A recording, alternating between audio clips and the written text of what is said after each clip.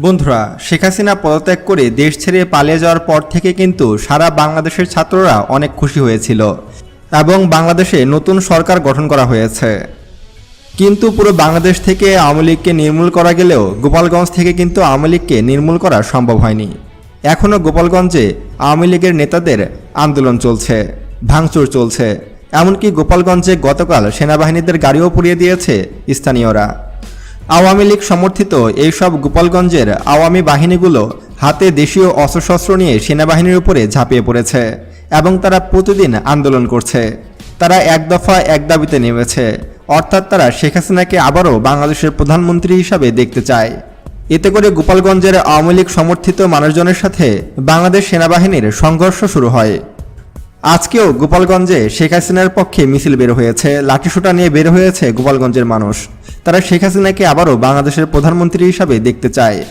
আর এদের আন্দোলনকে রুখতে পারছে না বাংলাদেশ সেনাবাহিনী। তাই অবশেষে বাংলাদেশ সেনাবাহিনী চিরুনি অভিযানের মধ্য দিয়ে গোপালগঞ্জে শান্তি ফিরিয়ে আনতে চাচ্ছে। বাংলাদেশ সেনাবাহিনী সিদ্ধান্ত নিয়েছে যে তারা গোপালগঞ্জে সামরিক অভিযান চালাতেও পারে, অথবা শক্ত কোনো পদক্ষেপ নিতে পারে বাংলাদেশ সেনাবাহিনী।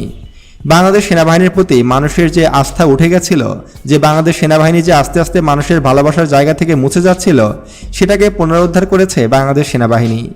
একমাত্র সেনাবাহিনীর কারণেই কিন্তু শেখ হাসিনার পতন ঘটানো সম্ভব হয়েছে, নয়তোবা এত সহজে শেখ হাসিনার সরকারের পতন ঘটানো সম্ভব হতো না।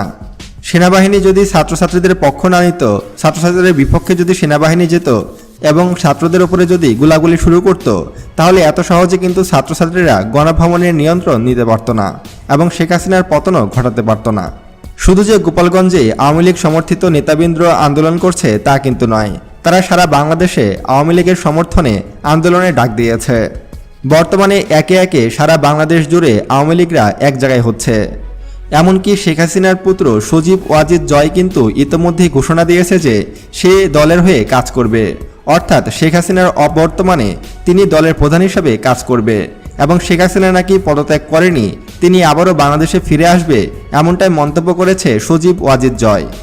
সজীব ওয়াজিদ জয়ের ভাষ্যমতে বাংলাদেশ আওয়ামী লীগ কিন্তু একদম মরে যায়নি। বাংলাদেশ আওয়ামী লীগ বাংলাদেশের সবচেয়ে বৃহৎ দল এবং বাংলাদেশ আওয়ামী লীগ সরকার ও বিএনপি এক হয়ে তারা স্বৈরাচার ডক্টর ইউনূসকে পতন ঘটাতে চায়। এমনকি আওয়ামী লীগ বিএনপি এক হয়ে বাংলাদেশে গণতন্ত্র ফিরিয়ে আনতে চায়, এমনও মন্তব্য করেছে সজীব ওয়াজিদ জয়।